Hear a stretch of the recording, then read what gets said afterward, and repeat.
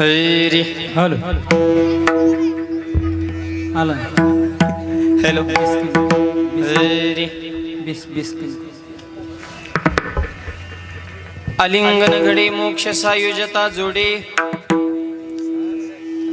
ऐसा संताचा महिमा झाली बोलायाची सीमा तीर्थे पर्व काळ वगे पाया पेसकळ हॅलो ऐसा संताचा महिमा झाली बोलायाची सीमा तुका म्हणे देवान त्यांची केली पावे सेवा. आवाज थोडा चॅटचा थोडा. ऐसा संताचा महिमा झाली बोलायाची सीमा. विडाल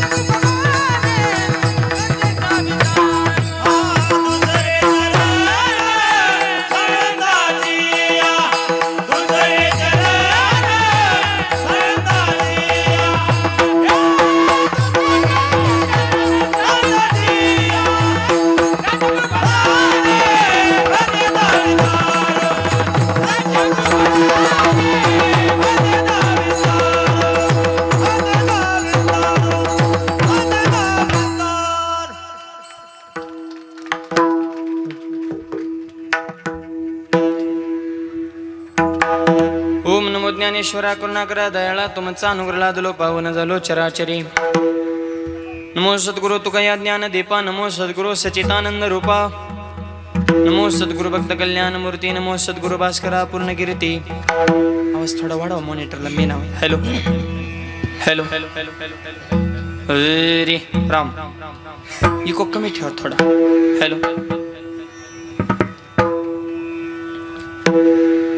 जगद्गुरु तुकोबरे आजच्या अभंगातून संतांचा महिमा प्रतिपादन करतात. विडल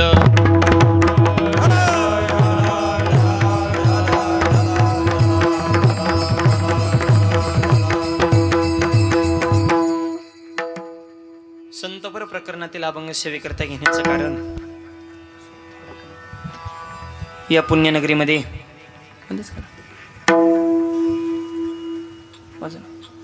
परंपरेने चालत आलेला हा भव्य दिव्य अखंड हरिनाम सप्ताह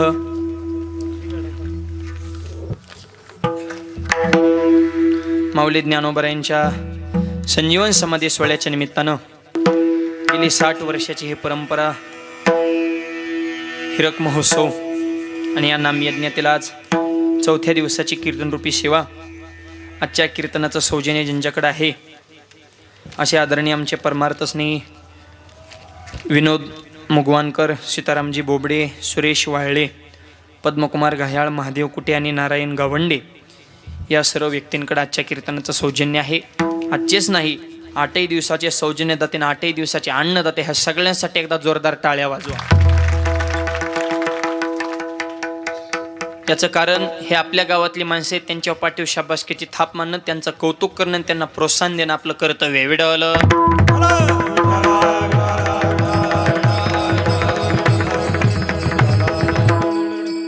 सुंदर असा हा आवाज छान आहे. फक्त थोडा थोडा वाढवा नॉर्मल. पुढचे मॉनिटर आणि ते बॉक्सला असाच राहू द्या, फक्त थोडा वाढवा. आपल्या सर्वांच्या सहकार्यानं हा भव्य दिव्य नामयज्ञ सोहळा या पुण्यनगरीमध्ये संपन्न होत आहे. समस्त ग्रामस्थ शिरपूर जैन, कार्यक्रमाचे सर्व संयोजक, आयोजक, नियोजक, टाळकरी, माळकरी, वारकरी, गायक, वादक, विनेकरी, चोपदार, शिष्टीमाली, मातृग, पितृग, बालक मंडळ, महिला मंडळ, तरुण मंडळ, सामाजिक, आर्थिक, राजकीय, धार्मिक, शैक्षणिक, आध्यात्मिक, व्यवहार, सहकार, व्यापार, कला, क्रीडा, कृषी, सर्व क्षेत्रातील व्यक्तिमत्व, गावचे सरपंच, उपसरपंच, सदस्य, तलाठी, भाऊसाहेब, पोलीस पाटील, तंटामध्ये आदेश, सोसायटी चेअरमन, व्हाईस चेअरमन, संचालक, आजी, माजी, गावकरी, पंचकृष्ण, अन्नदेते, सौजन्यते, व्यासपीचालक, मार्गदर्शक, प्रेरणास्थान झाले सगळे. आता सगळ्याला धन्यवाद. शेवला प्रारंभ भेटवलं.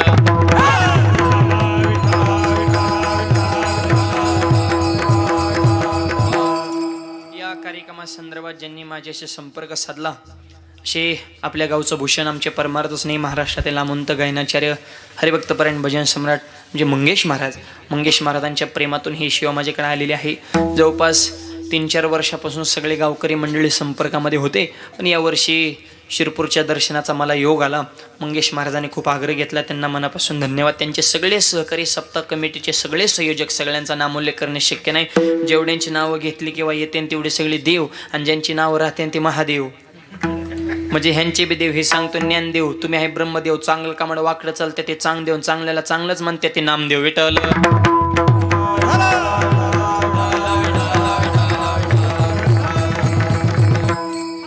या निमित्तानं कीर्तनाला साथ करण्यासाठी सगळे महाराष्ट्रातील दिग्गज मंडळी उपस्थित आहेत. सुंदर अशी मृदुंगाची साथ करण्यासाठी ज्यांची विशेष उपस्थिती, महाराष्ट्रातील नामवंत मृदुंगाचार्य, मृदुंग सम्राट, माझे जीवलग मित्र, हरिभक्तपरायण आमचे विठ्ठल महाराज ढोकर. विठ्ठल महाराज या ठिकाणी 8 दिवस आपल्या कार्यक्रमाला उपस्थित आहेत. तसेच आज माझ्यासोबत उपस्थित आले, नेहमी माझ्यासोबत असणारे महाराष्ट्रातील नामवंत मृदुंगाचार्य, मृदुंग सम्राट आमचे ओम महाराज ननवरे पाटील, तेही उपस्थित आहेत. अगदी दोघांची बोटं म्हणजे अगदी रेल्वे पळाल्यावानीच दोघांचे बी बोटं पळते ते असे. विठ्ठलन ओम नुसते असं ठसलच लागले जुगलबंदी. अगदी सगळ्यांनी गुरुबंधू मंडळ एक आनंद आहे. असे दोनही महाराष्ट्रातील दिग्गज मृदुंगाचार्य आपल्या नामयज्ञामध्ये उपस्थित आहेत.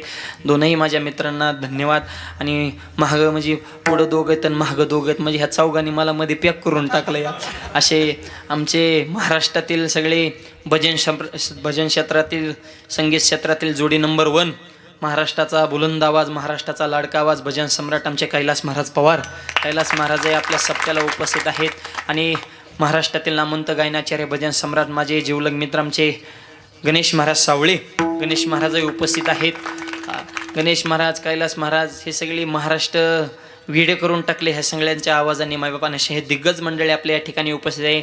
या चौघांनाही मी मनापासून धन्यवाद देतो. आधी करून सगळेच परिसरातील टाळकरी, गायनाचार्य असतील, विनेकरी बाबा असतील, माझ्यासोबत आज कार्यक्रमाला ज्यांची विशेष उपस्थिती आहे असे महाराष्ट्रातील नामवंत कीर्तनकार, माझे अतिशय जीवलग मित्र आमचे प्रसाद महाराज पाटील, प्रसाद महाराज या ठिकाणी उपस्थित आहेत. त्यांचे मनापासून धन्यवाद. आणि शेवला प्रारंभ भेटायला.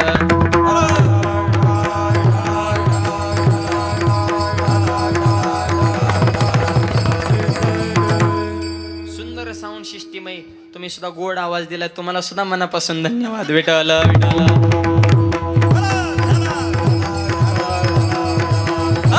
अभंग तुकोबारायांचा आहे, 4 चरणाचा आहे. आणि आजच्या अभंगातून जगद्गुरु तुकोबाराय संतांचा महिमा प्रतिपादन करतात. विठ्ठल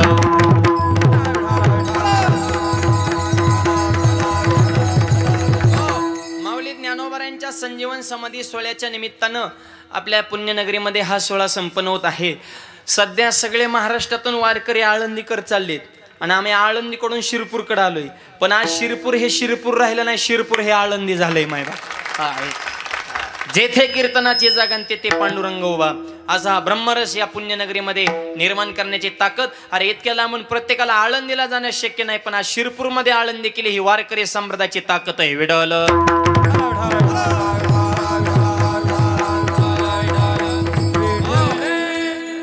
हा सुंदर भव्य दिव्य नामयज्ञ सोहळा आपल्या सगळ्यांच्या सहकार्याने परिपूर्ण होत आहे. आजच्या अभंगातून तुकोबाराय संतांचा महिमा प्रतिपादन करतात.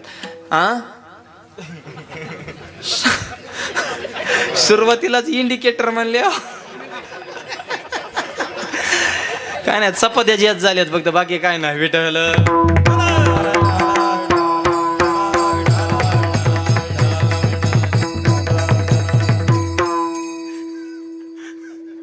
इतका कडक महाराज असून बी जांभळ्या म्हणल्या डिल्या महाराजाचं पुरं पटांगण करायचे, झोपत्यान जाग्या समोर. विठ्ठल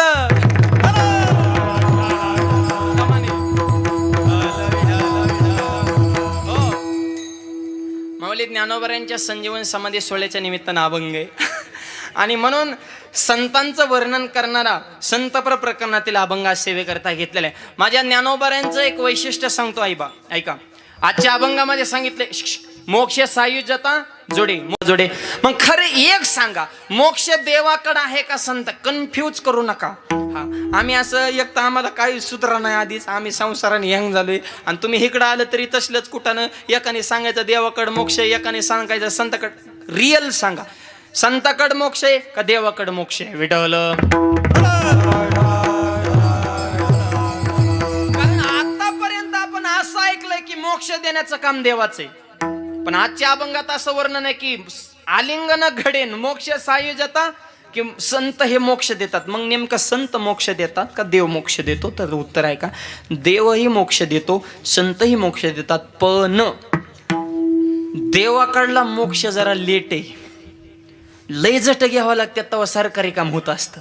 हा, त्याच्यामुळं देवाकडल्या मोक्षाला बी लोक माणसं जरा कटाळी, पण संतांकडे लगेच रिझल्ट आहे. अर्धाक्ष न घडता संताचे संग, अर्धाक्ष न घडता संताचे संग, अर्धाक्ष न घडता संताचे संग, अर्धाक्ष न घडता संताचे संग,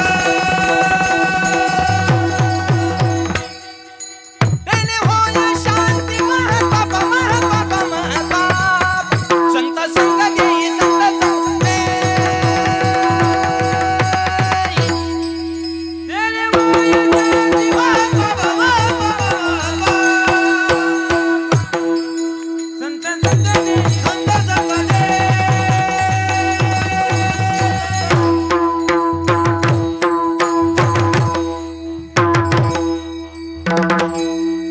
देवाकडे बी मोक्ष आहे, देवाचे द्वारे उभा क्षणभरी, एक क्षण लागतो देवाकडे. संताकडे अजून 50% काम लवकर होते. अर्धा क्षण घडता संताचे संगती, तेने होय शांती महत्पापा. देवाकडे एक क्षण लागतो, पूर्ण संताकडे अर्ध्या क्षणात काम होतं. पण मोक्ष देतात का? देतात. माझ्या ज्ञानोबाने सुद्धा तेच केला. देवाकडे मोक्ष आहे, पण संतांकडे मोक्षाची पंगत आहे. जयाने घातली मुक्तीची गमानी, मुक्तीची गमानी, जयाने घातली मुक्तीची गमानी, मुक्तीची गमानी. हो दयाने घातली मुक्तीची गमानी, मुक्तीची गमानी, दयाने घातली मुक्तीची गमानी, मुक्तीची गमानी, दयाने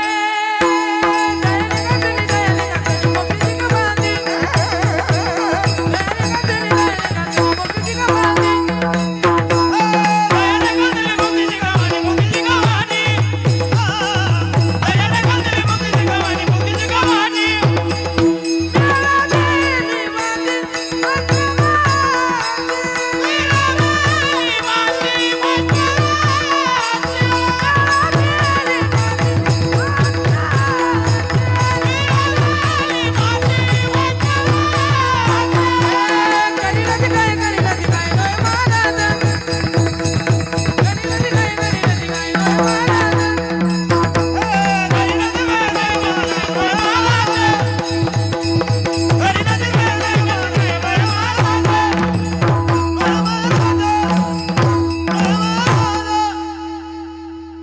देवाकडे मोक्ष आहे, पण संतांकडे मोक्षाची पंगत आहे.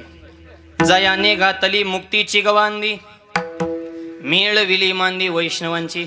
माझ्या ज्ञानोबाऱ्यांचं हेच विशेष आहे. 18 पगड जातीतले वारकरी एकत्र केले. माय बाबा निवृत्ती दादा, सोपन काका, मुक्ताबाई, सावता महाराज, गुरोबा काका, सोयराबाई, निर्मळा, जनाबाई, चोखोबा, कबीर महाराज, आणि सगळ्यांना एकत्र केलं. मिळविली मांदी वैष्णवांची. वैष्णवांची मांदी आळी मिळवली, हे माऊलींचं विशेष. आणि रेडा बोलवला, भिंत चालवली, पाठीव मांड बाजला. हा खरा चमत्कार नाही तर 750 वर्ष जवळपास होत आलं. 725 वर्ष होऊन गेलं, अजूनही ज्ञानेश्वरी जशीच्या तशी आहे. हा माऊलींचा खरा चमत्कार आहे. ज्ञानोबरांची ज्ञानेश्वरी हा माऊलींचा सगळ्यात मोठा चमत्कार आहे. तो अजूनही आपल्याला पाहायला मिळतोय. माय बाप, हे माऊलींचं विशेष आहे. समाधी सोहळा म्हणून सांगतो बरं का. वैष्णवांची मांदियाळी मिळवली. ज्ञानेश्वरी जगाला ये मराठीचे नगरी ब्रह्मविद्येचा सुकाळ करे. मराठी भाषेमध्ये ब्रह्मज्ञान आपल्या घरोघरात पोचवलं. हे माऊलींचं विशेष आहे. त्याच्या पुढचं विशेष सांगतो ऐका.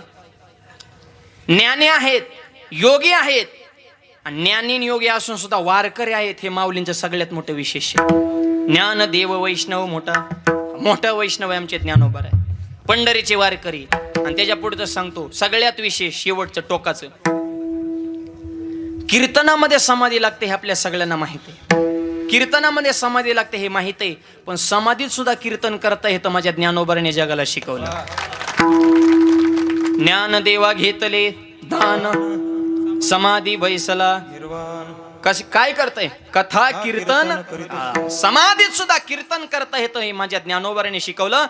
आणि एक सांगतो एका माणसाला किंमत नाही जिथं संकट नाही तिथं किंमत आहे. आणि माझ्या ज्ञानोबाने तेच केलं. एकच टाळी झाली चंद्रभागे वाळवंटी. एकच टाळी झाली चंद्रभागे वाळवंटी.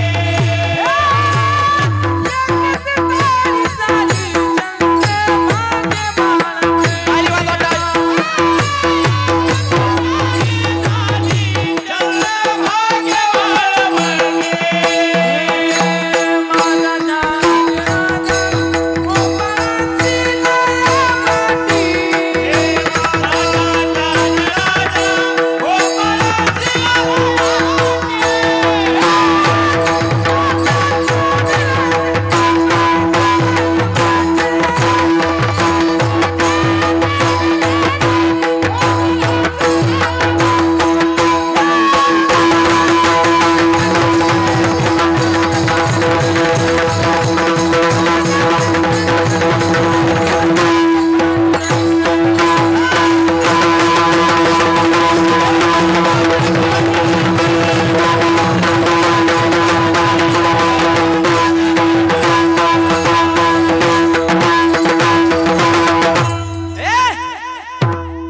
एकच टाळी झाली चंद्रभागे वाळवंटे.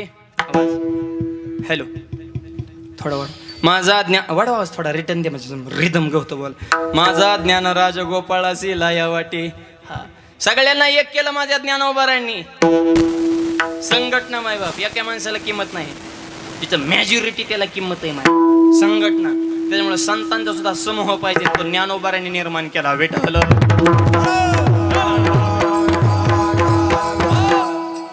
आपला संसार सुखाचा होईना पण माझ्या ज्ञानोबाने जगाचा संसार सुखाचा केला. म्हणून पुरुष असून सुद्धा ती माऊली झाली. आणि प्रतिज्ञा काय केली. अवघाचे संसार सुखाचा करील.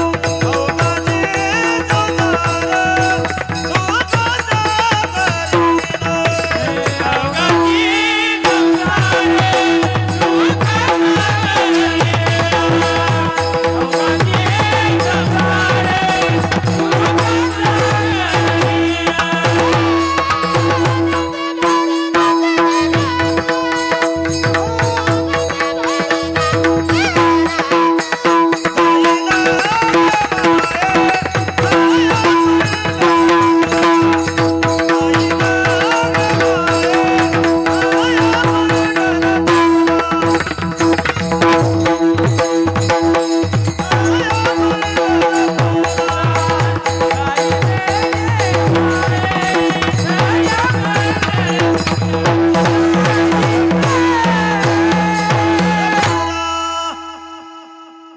स्वतःचा संसार आपल्याला सुखाचं करणं होत नाही पण माझ्या ज्ञानोबाने आवाज वाढव.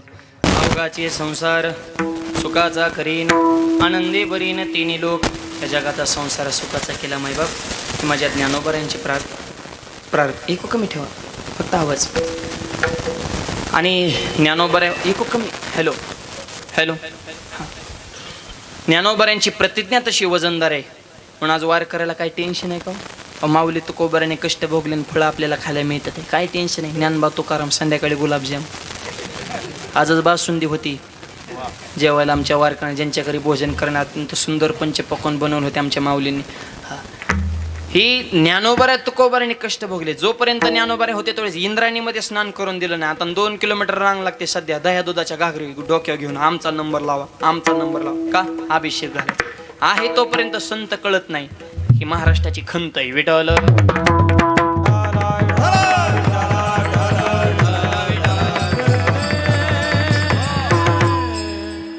संत कळावे, संतांचा महिमा कळावा म्हणून जगद्गुरु तुकोबाने आजच्या अभंगातून संतांचा महिमा वर्णन केला. आलिंगन घडे मोक्ष सायुजता जोडे. आलिंगन ही प्रक्रिया अशी आहे, कुणी कोणाला आलिंगन देत नाही. आलिंगन देण्याचे 2 प्रकार आहेत. अंतकरणामध्ये प्रेम असेल तर आलिंगन दिलं जातं, किंवा अंतकरणामध्ये द्वेष, राग, कपट, राजकारण असेल तरी सुद्धा आलिंगन दिलं जातं. आलिंगनाचे 2 प्रकार चित्त देऊ नये का. आधी द्वेष स्वरूप आलिंगन सांगतो आणि नंतर प्रेम स्वरूप सांगतो. विडल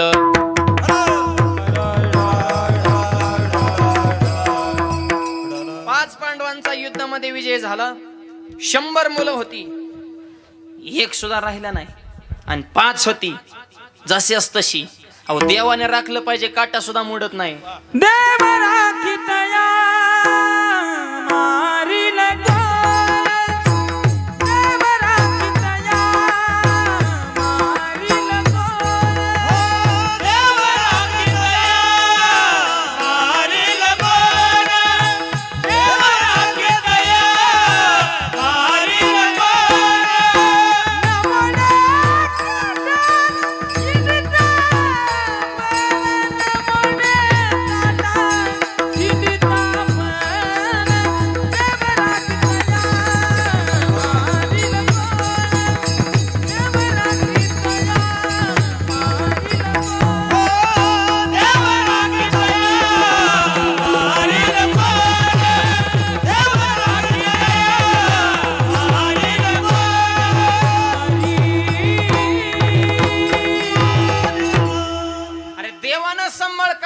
माणसाचं काय येऊन बसले. देव राखे तया मारील कोण, न मोडे काटा हिंडता वन. आलिंगन सांगतो बर का. 100 होती, 1 राहिला ना अगरबत्ती लावायला. 5 होती रोखोक टुमटुमीत.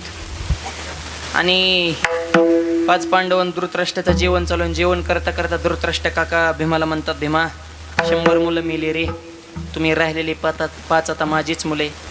आणि भीमा तुझ्याकडे बघितल्यानंतर मला माझ्या प्रिय मुलाची, मला दुर्योधनाची आठवण होते.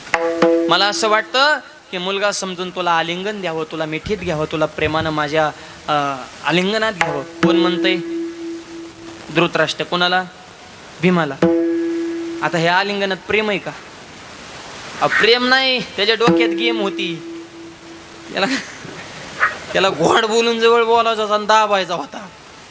प्रेम नाही, गेम. भीमा राजा. आणि वाहनी बघा ना किती गोड आहे. लय गोड बोलणारे बी धोकादायक असतात बरं का. हा, जी लय गोड बोलते ती कवाच आपल्याला मतदान करीत नाही. ते आपलीच खात्यात, आपलीच पियात आणि शिक्का 3ऱ्याला हाणतात. ही भयानक माणसं असतात, ही मूर्ख. गोड बोलणाऱ्यांच्या लय नादी लागायचं नाही. ती गोड बोलतात आणि अंतकरणात वेगळंच असतं. तुकोबाराय म्हणले, मैंद मुखीचा कोवळा भाव अंतरीचा निराळा.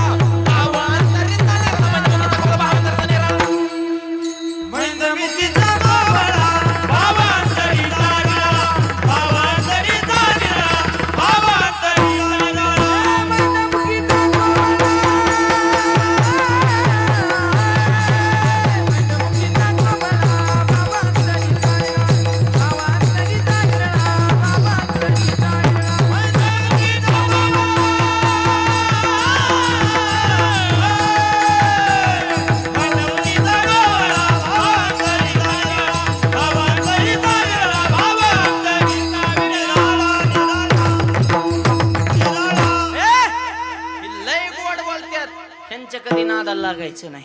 हे तोंडा गुळ फेकतात आणि माझं काड्या करतात. मैंदमुखीचा कोवळा भाव अंतरेचा निराळा. वाणीताशी गोड असते.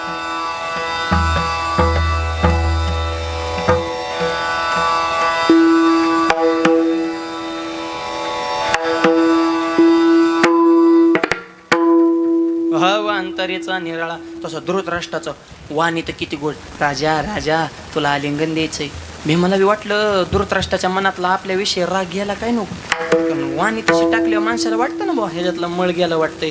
बिंबी म्हणला काका मी तुम्हाला आलिंगन देतो पण उद्या देतो. आलिंगन घडे ह्याच्यावर सांगतोय बरं का, चित्त देऊ नाही का. आलिंगनाचे 2 प्रकार सांगायचे, एक द्वेषाचं आलिंगन आणि दुसरं प्रेमाचं सांगायचं. मग अभंगाकडे जायचे. आधी द्वेषाचं आलिंगन सांगतो. भीमदादा म्हणले मी देतो आलिंगन उद्या. आणि भीम इतका खुश झाला, काकाला आलिंगन द्यायचंय, त्याने डायरेक्ट स्टेटसलाच ठेवलं.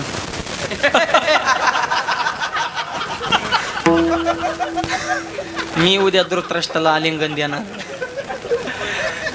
स्टेटस ठेवला, युट्यूबला चॅनल खोलला त्याने, फेसबुकला नुसता पोस्ट करीत सुटला, इंस्टाग्रामला स्टोऱ्या करीत सुटला. नुसत्या बातम्या व्हायरल केल्या भीमाने. मी उद्या काकाला आलिंगन देणार. आणि भगवान श्रीकृष्ण बसले होते व्हॉट्सअप खेळून.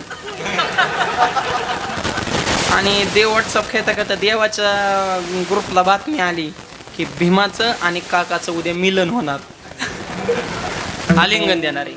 आणि काकाचं आणि पुतण्याचं सध्या सहसा जमत नाही. सध्या बी महाराष्ट्रात तीच चालू आहे, काका पुतण्याचं सगळं राजकारण आहे मायबाप.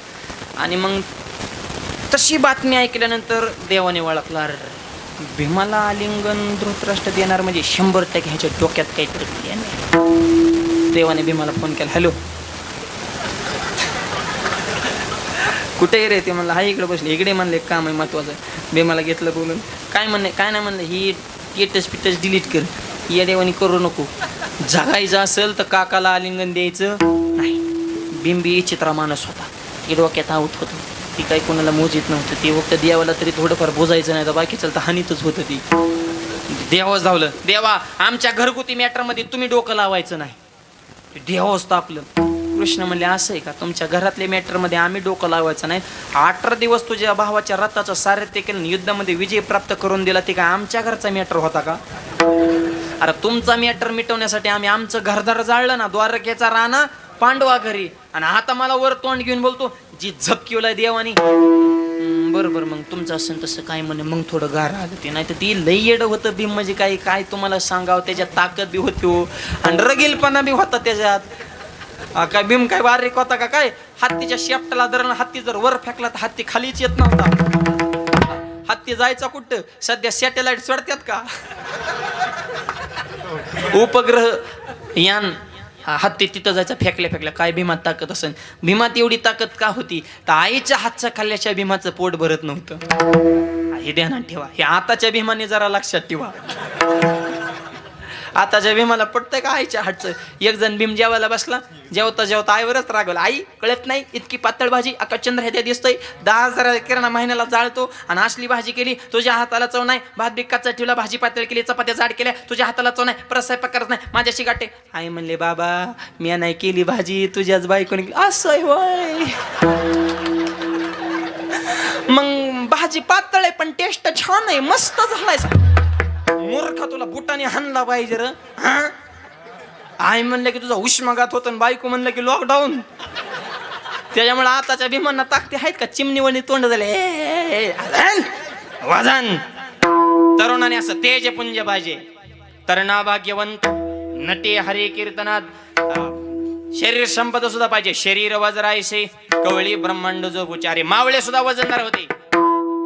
वाघा संघ कुस्ती खेळायचे, ऊसाची मुळे हाताने पिळायचे, हंडा रस गिळायचे, व्यसन करणं टाळायचे आणि छत्रपतीला जाऊन मिळायचे.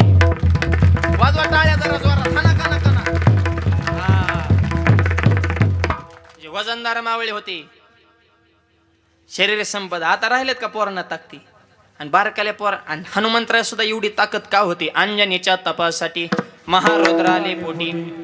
अंजनी मातेचा दुधाचा थेंब दगड पडला तर धडादिशीन दगड फुटत होता. आता आईचं दूध राहिले का? आता बाटली. जन्मल्यापासून बाटली तर शेवटपर्यंत बाटली.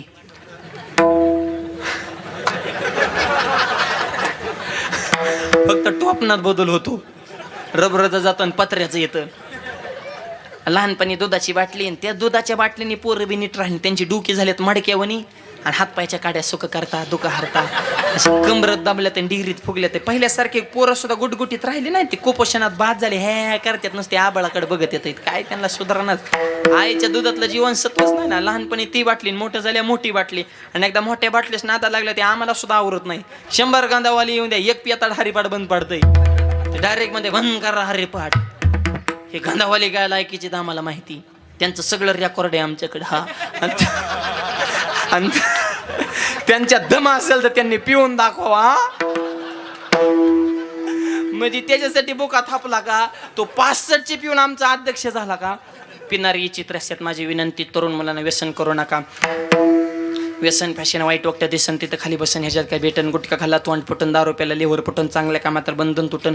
मित्रमंडळ चांगली ठेवा म्हणून सुरुवातीला पासत्यान ताडी, तुमची वळख त्यांना आडी, दारू असल्यातून गोडी, इकावं लागन महाडी, इकली गाडी, बायकोची जीर्ण झाली साडी, लावण्यात दारूला काडी, धरण्यानं व तुकोबाची जोडी, मग कळण परमार्थाची गोडी. हे सप्ते कशा 60 वर्ष सप्ते चालू होतं, माणसात काहीतरी बदल झाला. नुसती कीर्तन तरी कवर ऐकता, बदल काय आहे का नाही. नुसती कीर्तन. मी तर म्हणतो कीर्तन कमी ऐका, कीर्तन बिलय झाले ते सध्या. हरणाची कीर्तन आहेत, गारा पाडल्यावानी कीर्तन येते. जन्माला कीर्तन, मियाला कीर्तन, वाढदिवसाला कीर्तन, बर्थडेला कीर्तन, पुण्यतेला कीर्तन, गंगापूजना कीर्तन, झिटॉकीला कीर्तन, युट्यूबला कीर्तन, फेसबुकला कीर्तन, इन्स्टाला कीर्तन, नुसती कीर्तनच. कोणचा सोशल मीडियाचा ॲप ओपन करा, अरेच महाराजाची क्लिप, असं वागा तसं वागा. महाराजाची आम झाले सांगून तुम्ही पियाक झाले टेटस ठेवू. तुम्ही काय कमी महाराज वाटायला लावल्यात का. 60 वर्षात बरीच घालवल्यात ना तुम्ही जीवानी शिव. पण बदलायचं कुणी. आम्ही जेम झालो सांगून तुम्ही प्याक झाले ऐकू. तुमच्यात बी बदल होतो, पण कीर्तनात आहे तर खरंय पटलंय खरंय. नको. व्यसन करणं वाईट आहे. आणि मंडपाच्या बाहेर गेला की हाय तेच तंबाखू हातावर घ्यायचे आणि गप्पा सुरेच. लय लांबून महाराज येतात र. हा, आणि लय आराडत्यात बो. हा, गावकऱ्यांना मी आमदा चांगलं निवडून महाराज आणल्यात आहेत. म्हणजे तंबाखूवारी निवडते ते आम्हाला कीर्तन संपलं. आणि त्या आजचं तर लय बारीक पिल्लू होतं बुवा.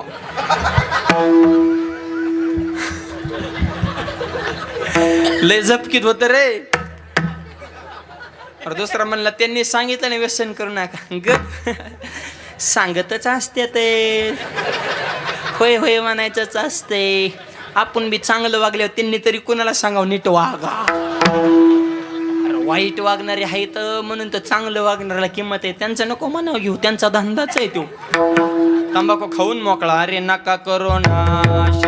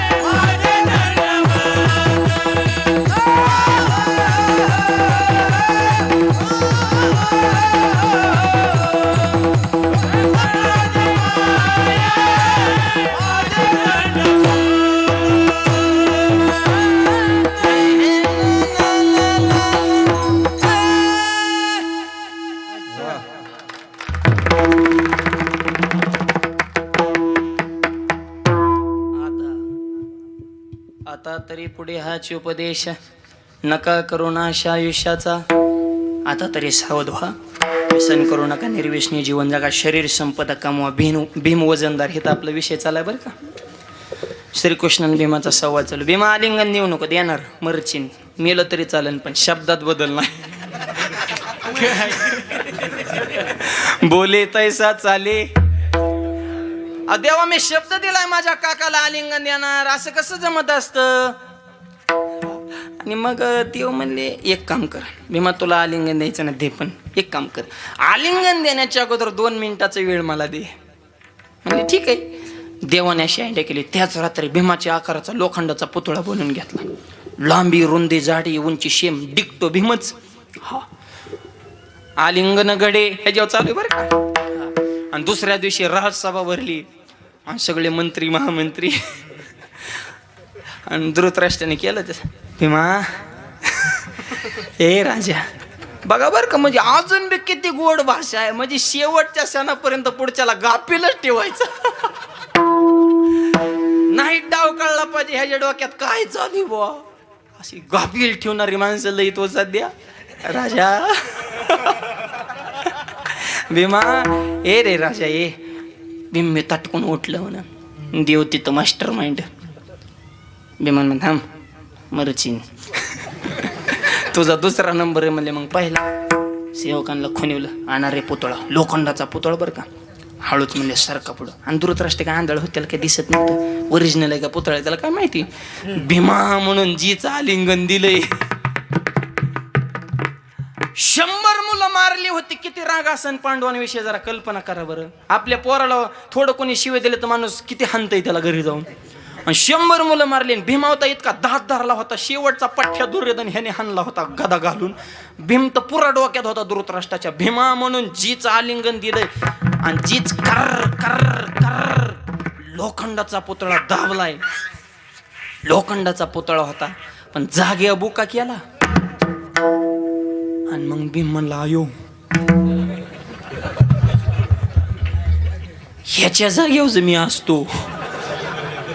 नको रे म्हणला, मी जगलोच नसतो रे. भीमानं तेवच पीठ घेतलं, बुका कपाळाला लावला आणि गरगाट. मला काका नको, मला आलिंगन नको, मी घरी जातो बाबा. जेम झालं तर लोखंडाचा पुतळा जर ह्याने जागेवर पीठ केलं तर आपली राख केली असती राव. बरं झालं देवा तुझ्यामुळे मी वाचलो. आता मला हे सांगायचंय, हे सुद्धा आलिंगनच आहे प्रसाद महाराज. पण हे आलिंगनात प्रेम आहे का? द्वेष आहे, कपट आहे, राजकारण आहे. तो असं करतो मी असं करणार, हे द्वेषाचं आलिंगन. असंच अजून एक आलिंगन आपल्या इतिहासामध्ये गाजलं. ओ शिवाजी हमारे गले लग जाओ. कोण म्हणते? अफजल खान. कोणाला? शिवाजी महाराजांना. तर ते सुद्धा आलिंगनच होतं पण त्याच्यात प्रेम होतं का? नाही. कपट आहे, राजकारण आहे, द्वेष आहे, तिरस्कार आहे. पण आलिंगन देणारा कसा होता? आशा वागिनीचा त्यो छावा.